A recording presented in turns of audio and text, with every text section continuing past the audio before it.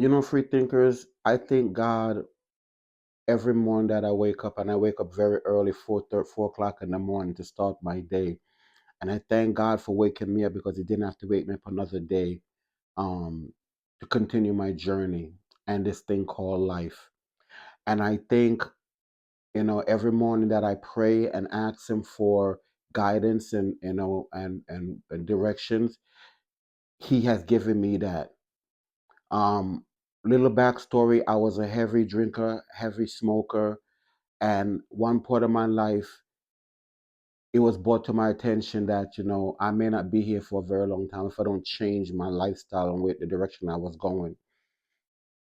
So I gave up drinking, I gave up smoking, and now I could think very clearly and see society for what it is and see a change that I could make. Um, I thank God every morning He wake me up and ask me, use me as whatever you see me to do. So this morning, um, I got up, walked my pups, which I always do. And if you know John Wick, don't touch the puppies. I walked my puppies, came back, walked my wife to her car, give her a kiss, send her on her way. I have a doctor's appointment today, so that's why I took off. And I'm cleaning in front of my property. And I saw this father going on the block with his daughters to school. And I love seeing fathers with their children. I think it's one of the most important things for a father or a man is to walk the children to school every morning.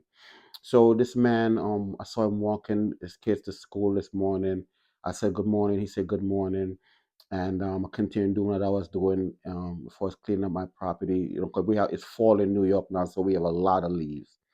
So my driveway had a flat tire, but I have run flats on it, so it could go for little while before it gets flat, even though it's flat. So I took it to the tire shop, which is about 5 or 6 blocks from the house.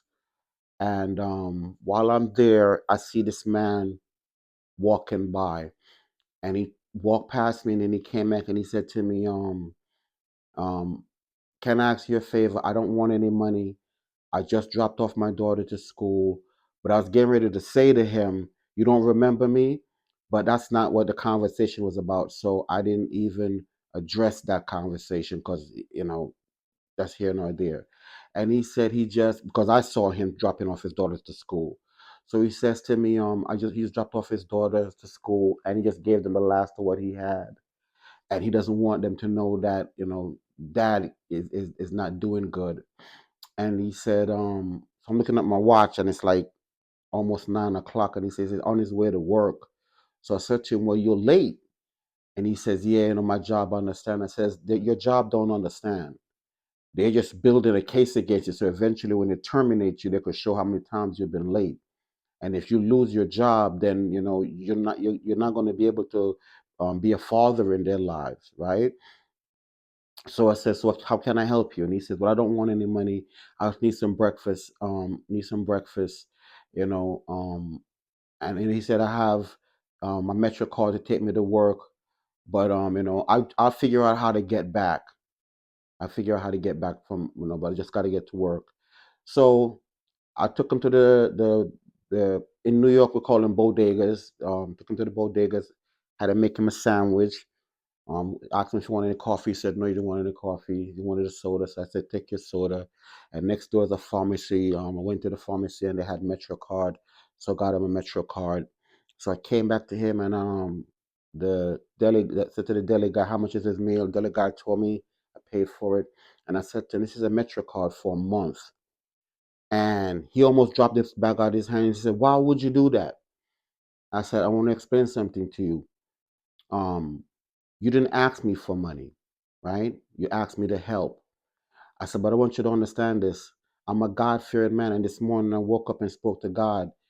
The conversation we had is help it and pay it forward." So he says, "I want to give you my number because I want to pay you back." I said, "You can't pay me back.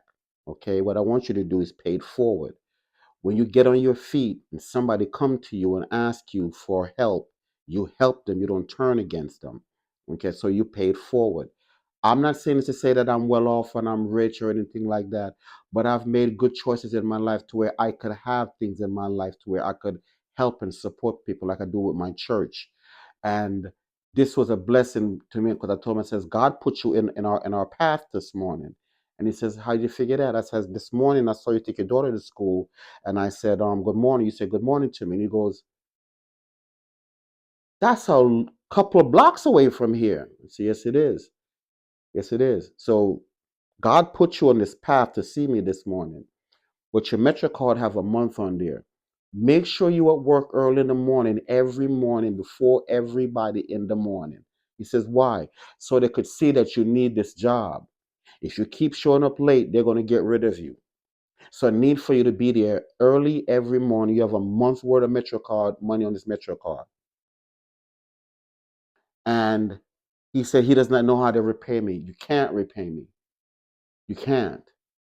Okay? So when you get on your feet and you see somebody who needs help, help them. And that's what I'm about, people. I'm about helping. So when you help people and it's good people you're helping, because you could tell this wasn't somebody that was trying to take advantage of you, because I saw him earlier with his daughter. It does something here. Okay. And as a child of God, I can't see another person in need and don't help. So free thinkers, you know who you're helping, and if there's somebody you could help in your life, help them. Always be a free thinker.